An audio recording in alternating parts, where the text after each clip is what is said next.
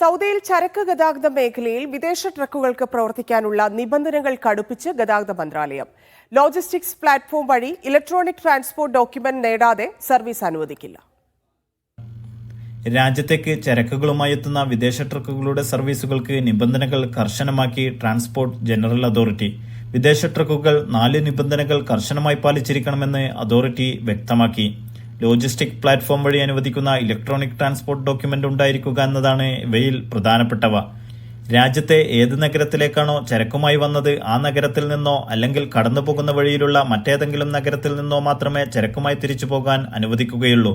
രാജ്യത്തിനകത്ത് നഗരങ്ങൾക്കിടയിൽ ചരക്ക് നീക്കത്തിന് കരാറിൽ ഏർപ്പെടാൻ വിദേശ ട്രക്കുകൾ പാടില്ല. ഗതാഗത നിയമലംഘനങ്ങൾക്ക് ചുമത്തിയ പിഴകൾ രാജ്യാതിർത്തി പിന്നിടുന്നതിനു മുമ്പായി അടക്കണമെന്നും അതോറിറ്റി നിർദ്ദേശിച്ചു. Naushad Rikkur, media 1, Dammam.